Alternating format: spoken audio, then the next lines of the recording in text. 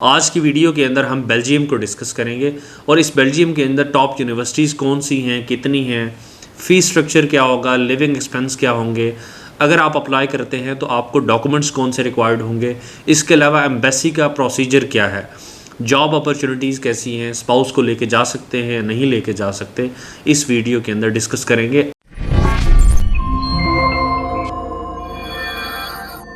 अस्सलाम वालेकुम। KHM consultancy के प्लेटफॉर्म से अर्जुमंद रऊफ़ आपकी खिदमत में हाजिर है।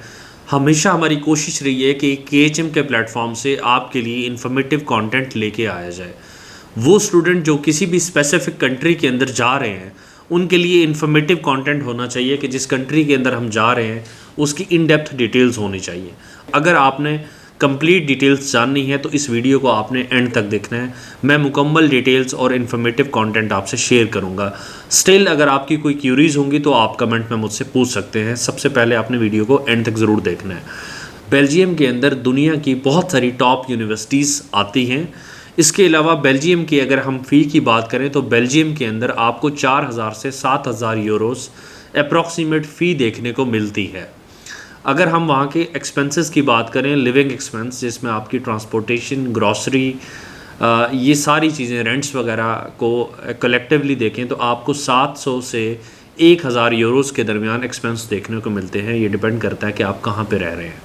इसके अलावा एक बहुत इंपॉर्टेंट चीज़ मैं आपको बता दूं कि बेल्जियम के अंदर आप स्पाउस को लेके जा सकते हैं। अगर हम यहाँ के पोस्ट स्टडी वर्क वीज़ा की बात करें, जिसको ओरिएंटेशन ईयर भी कहा जाता है, after graduation, after your degree आपको पोस्ट स्टडी वर्क वीज़ा भी मिलता है और आप वहाँ पे जॉब भी ढूंढ सकते हैं, जॉब कर सकते हैं। अगर हम इसके डॉक्यूमेंट्स की बात करें, जो डॉक्यूमेंट्स आपको रिक्वायर्ड होते हैं एडमिशन के लिए, उसमें आपको आपका CNIC, passport, medical certificate, police character certificate ये चाहिए होता है। अगर हम एकेडमिक सर्टिफिकेट्स की बात करें तो 2 आपको लेटर ऑफ रिकमेंडेशन चाहिए होते हैं, मोटिवेशन लेटर चाहिए होता है, यूरो पास आपका CV होना चाहिए और प्रीवियस तमाम डिग्रीज़ जो आपने की होती हैं उनकी डिग्रीज़ आपके पास कंप्लीट अटेस्टेड होनी चाहिए। और इसके अलावा आपको इंग्लिश लैंग्वेज टेस्ट आपका होना भी ज़रूरी है, लाइक IELTS या TOEFL वगैरह भी एक्सेप्ट होते हैं। अगर आप बेल्जियम के अंदर जो पढ़ने जा रहे हैं, आपके प्रीवियस डिग्री और करंट डिग्री के दरमियान में कोई गैप है तो आप उसका वर्क भी,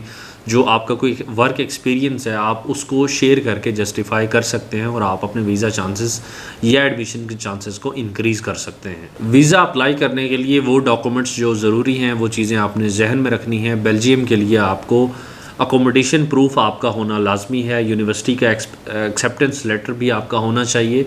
इसके अलावा आपको जो ब्लॉक अमाउंट शो करवानी होती है वो अप्रॉक्सीमेट 12 से 13,000 यूरोस तक शो करवानी होती है। और इसके अलावा जो हेल्थ इंश्योरेंस है वो आपकी 1 साल की होना लाजमी है। अगर वीज़ा एप्लीकेशन प्रोसेस की हम बात करें तो आपको ऑनलाइन फॉर्म VFS के पोर्टल के थ्रू मिलता है जो आप सबमिट करवाते हैं। इसके बाद आपको बायोमेट्रिक और रिटन इंटरव्यू के लिए एम्बेसी जाना होता है। कीप इन माइंड के यूनिवर्सिटी जो एम्बेसी का इंटरव्यू होता है वो आपका रिटन होता है, वर्बल नहीं होता, और रिटन के अंदर आपको जस्टिफाइड आंसर्स देने होते हैं। और वीज़ा प्रोसेसिंग टाइम की अगर हम बात करें 2 से 4 वीक के अंदर आपका वीज़ा प्रोसेस कंप्लीट हो जाता है। कॉमन इंटरव्यूज़ की बात करें तो आपके पास जो रिटन इंटरव्यू आता है उसमें ये पूछा जाता है कि आप बेल्जियम के अंदर क्यों स्टडी करने जा रहे हैं, या स्पेसिफिक इस कंट्री या इस यूनिवर्सिटी को या इस कोर्स को आप क्यों चूज़ कर रहे हैं। तो कीप इन माइंड के अगर आपने वीज़ा अप्रूव करवाना है तो आपको इंटरव्यू के अंदर, रिटन इंटरव्यू के अंदर जस्टिफाइड रीजनिंग के साथ आपको ये जवाब देने होते हैं और उसकी रिसर्च करने के बाद कि कंट्री की रैंकिंग क्या है, यूनिवर्सिटी की रैंकिंग क्या है, या आप इस स्पेसिफिक प्रोग्राम के अंदर क्यों जा रहे हैं, वो रीजंस आपको देने होंगे। इसके अलावा अगर हम वहाँ पे पार्ट टाइम जॉब्स की बात करें तो पार्ट टाइम जॉब्स आपको वहाँ बहुत सारी देखने को मिलती हैं। आप बार्बर शॉप पे, इसके अलावा यूनिवर्सिटी के अंदर असिस्टेंटशिप वगैरह भी मिल जाती है, डिलीवरी की जॉब्स भी मिल जाती हैं, वेटर और इस तरह की मुख्तलिफ जॉब्स मिल जाती हैं जिससे आप इजीली अपने लिविंग एक्सपेंसेस को मैनेज कर सकते हैं। और अगर हम पर और वेजेस की बात करें तो अप्रॉक्सीमेट 14 यूरोस आप एक्सपेक्ट कर सकते हैं, अप्रॉक्सीमेट फिगर बता रहा हूँ, पर और आप कमा सकते हैं। वीज़ा और डिफरेंट जो एक्सपेंसेस हैं अप्लाई करते हुए वो आपके 200 से 250 यूरोस तक आपको फेस करने पड़ेंगे। जो हाई डिमांड सेक्टर्स हैं उसमें IT, बिजनेस, फाइनेंस, इसके अलावा हेल्थ केयर जैसी ऐसी तमाम जो प्रोफेशंस हैं वो इन डिमांड है इस कंट्री के अंदर।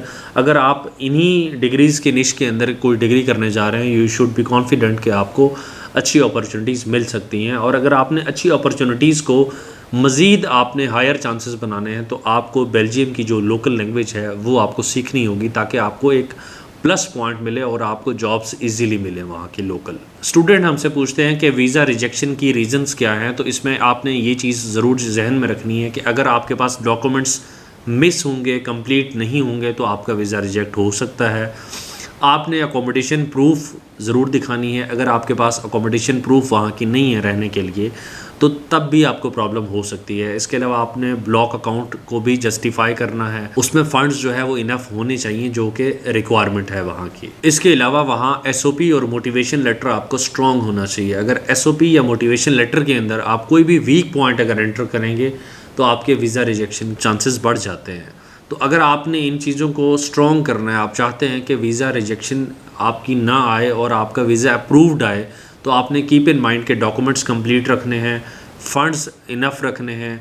जो रिटन इंटरव्यू आप देने जाएंगे उनमें जस्टिफाइड रीजनिंग के साथ आपने आंसर करना है, और आपने अपने साथ ऑनेस्ट होना है। जो आपकी इंटेंशंस हैं उसके मुताबिक आपने इंटरव्यूज़ जो रिटन क्वेश्चनियर है उसको फिल करना है, और आपने लेटर ऑफ मोटिवेशन और एसओपी को क्लियरली लिखना है। इसमें कोई गुंजाइश नहीं है कि आपकी कोई मिस्टेक हो, कोई एरर हो। अगर आप इसमें कोई भी वीकनेस दिखाएंगे तो आपका वीज़ा रिजेक्ट हो सकता है। तो ये थी डिटेल्स बेल्जियम के हवाले से। होपफुली आपको बहुत सारी चीज़ें क्लियर हो गई होंगी। अगर आप समझते हैं कि स्टिल आपको कोई ना कोई इन्फॉर्मेशन मिस हो गई है या आप जानना चाहते हैं, आप कमेंट करके हमसे पूछ सकते हैं। आप हमारी टीम से दिए गए कॉन्टैक्ट नंबर्स पर रब्ता करके भी पूछ सकते हैं। इसी के साथ मुझे दीजिएगा इजाज़त। अगली वीडियो के अंदर हम एक नए टॉपिक के साथ, एक नई कंट्री या किसी नई अपडेट के साथ आपसे मिलेंगे। अल्लाह हाफ़िज़।